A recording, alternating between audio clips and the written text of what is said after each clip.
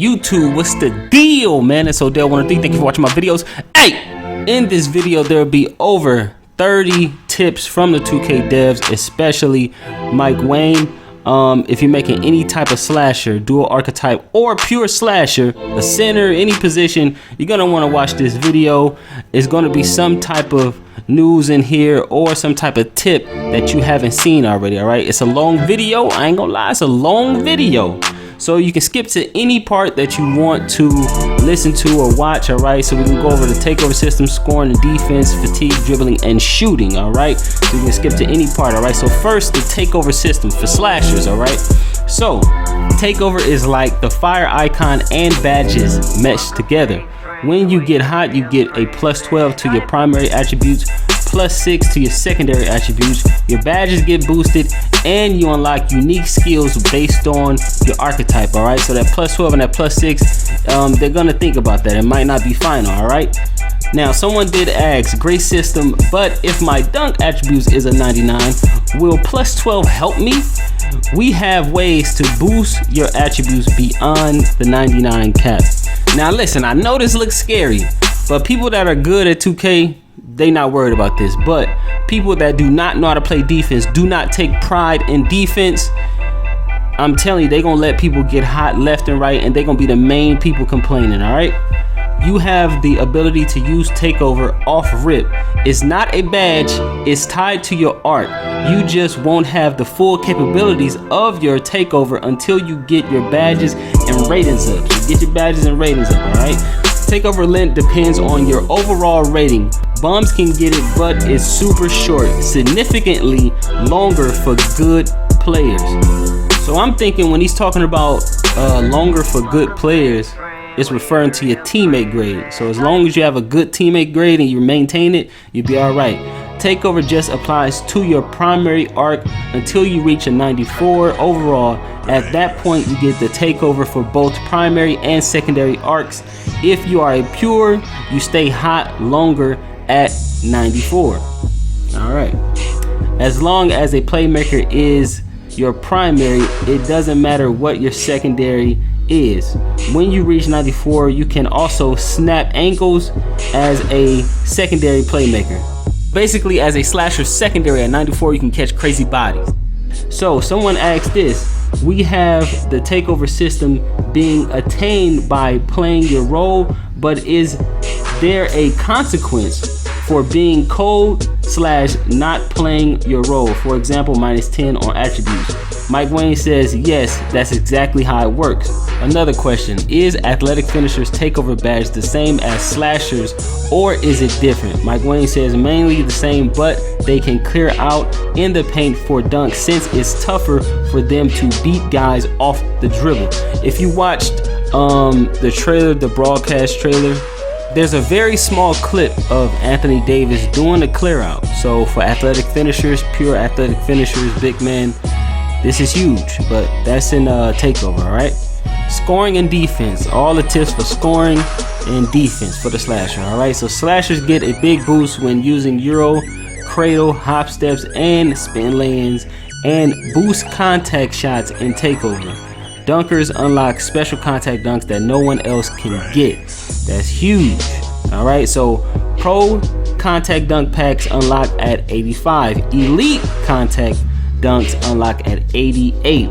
Elite contact dunks, that's huge. So here's a question, what dunk rating do you need for contact animations?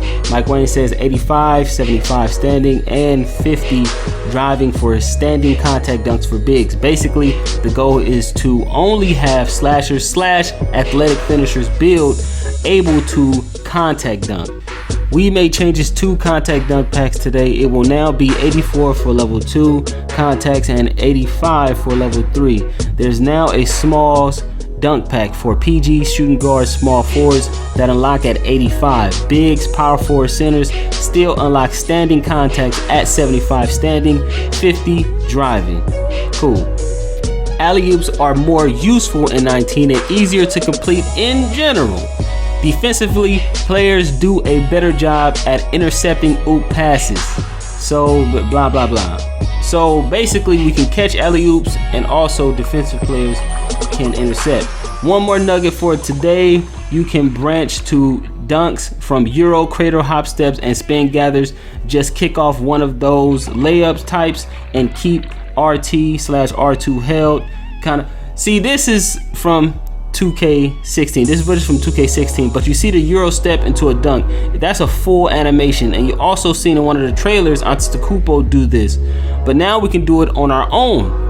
Now, speaking on the same topic, Mike Wang says, if you don't create enough space with the spin and don't have a clear lane to take off for a dunk, you probably finish with a layup, meaning you can't do this in traffic. Branch these things together in traffic, all right? So somebody else asked a question. I see you brought back the Euro dunk. Is there gonna be spin dunks? He says, yes. It's not easy to pull off though. So note that, it's not easy to pull off, especially in traffic.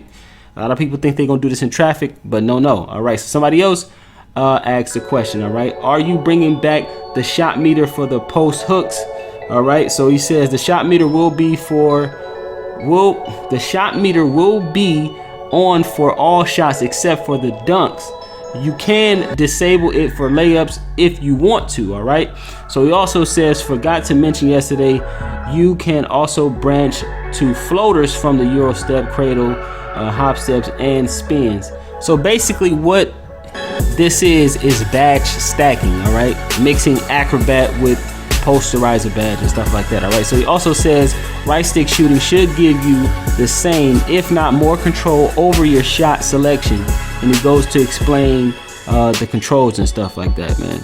So that's cool. All right, so layup packs for 2K19, default small, default swing, default big, circus, dominant bigs. Now that's different. That's very different, man. That'd probably be good for pure athletic finishers. That's gonna be something. Yeah, the athletic finishers was OP. All right, so somebody asked the question, is there any kind of jelly layup package in 19? He said try circus or Kyrie. Circus is nice, man. You can have somebody out there looking crazy. All right, so somebody asked a question about the shot meter, if it's for layups or only shots, and Mike Wang says it will be for all shots. Offline, you can turn it off, layup timing independently if you want to, but online it's default on for everybody.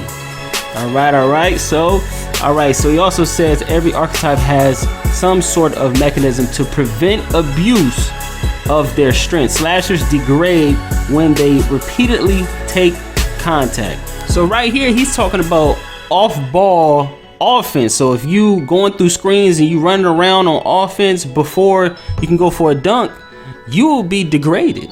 That's crazy. So he says layup defense is modeled better this year, so the makes and misses make more sense.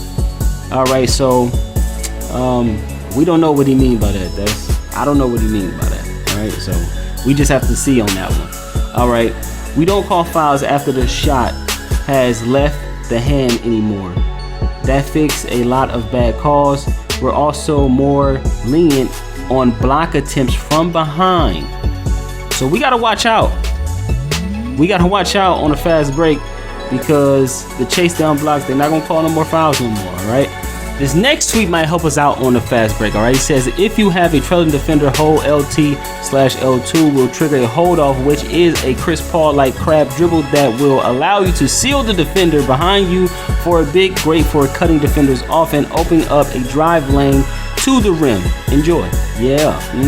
So somebody else asked a question, will you fix the 3 in the key? Okay, so basically he says he reduced it, the 3 in the key. So it's gonna be a lot of calls down low, all right? So next up we have fatigue, dribbling, and shooting, all right? So we already know that slashers really can't shoot, pure slashers, but this might help us out. Any build that can't shoot, what would you have more influence over, whether you make or miss a shot, openness versus contested, or good versus bad timing? And it should be both, but I chose openness to help out the slashers. All right, our passing and catching team made a ton of improvements. Catch fumbles are basically gone. Easier to convert long passes to open guys. Hey, this is good for slashers. This is real good for slashers. You know, we taking off. we taking off down the court. All right. So somebody asked a question: what ball control would you need for tier 2 dribbling?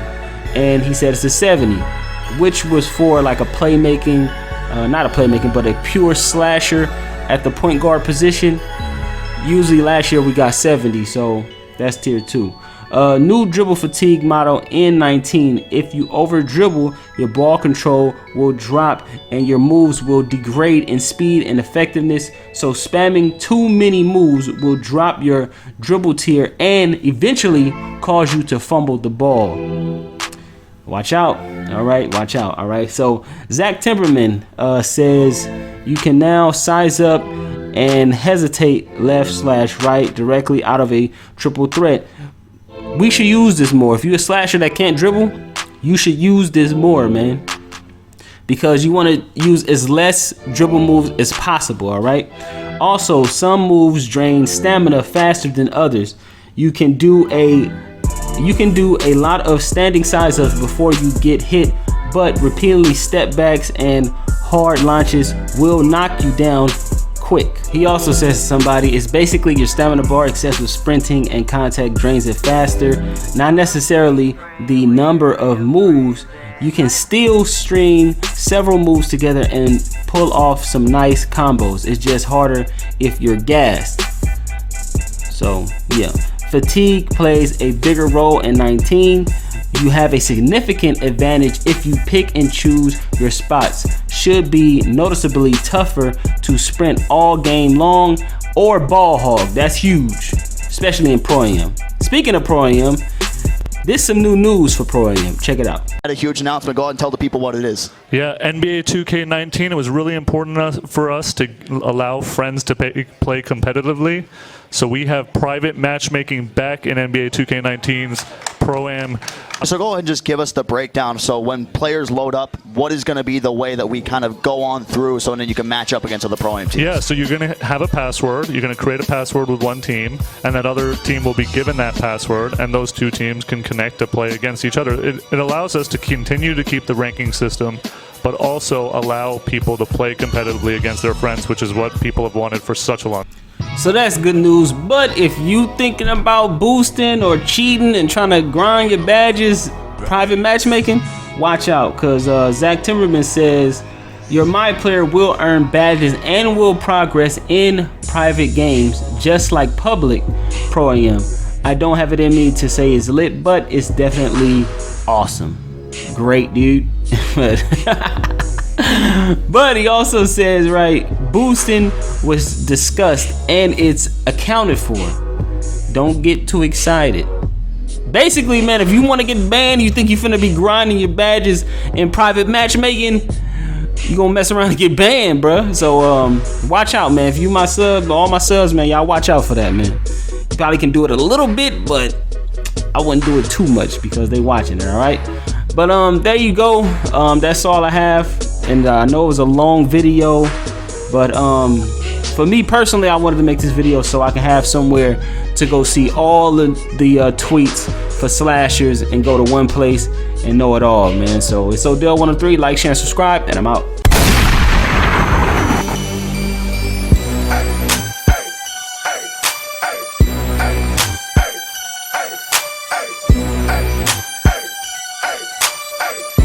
Hey.